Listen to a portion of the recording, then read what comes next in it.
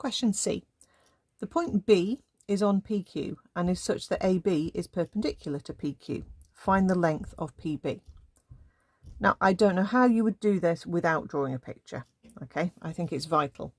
So I started off with a circle and labelled the centre as 2, 3, which we had from before. Okay, remember our radius was 4 units as well.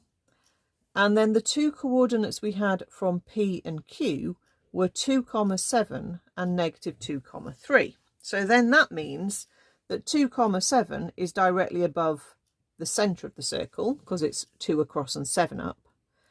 And that -2, 3 is directly sideways from the centre of the circle because they are both the same y coordinate.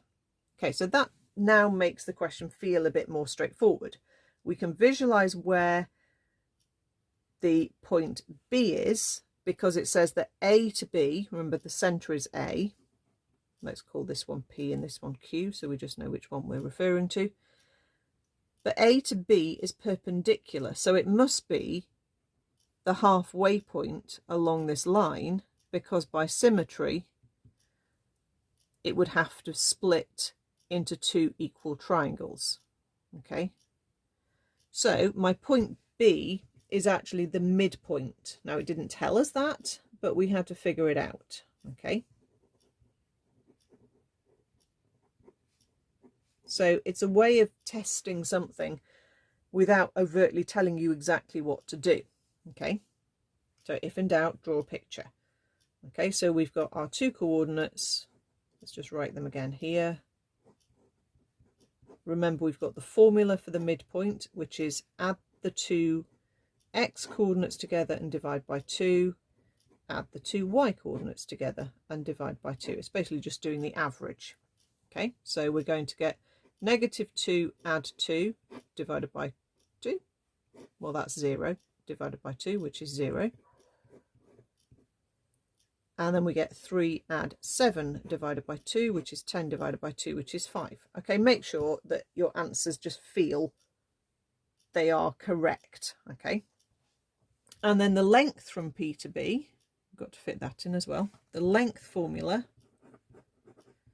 is big square root of x2 minus x1 squared plus y2 minus y1 squared. Okay, so I'll work it out from P to B. Okay, equally I could have just done P to Q and halved it. Maybe I didn't even need to find B, did I? But I have done anyway. Okay, so I'll do PB just so we can show it working with a minus sign in. Okay, so my point 2 and my point 1, there they are. Okay, so x2 minus x1 becomes 0 take away -2. Square that, add 5 take away 3. Square that. So basically that gives me a +2 to square, which is a 4. That gives me a +2 to square, which is a 4. You should always end up adding two numbers there, and that is square root 8 or 2 root 2. So that's the answer. I think it might have been easier just to do the length of PQ and then half the answer, but it worked that way as well.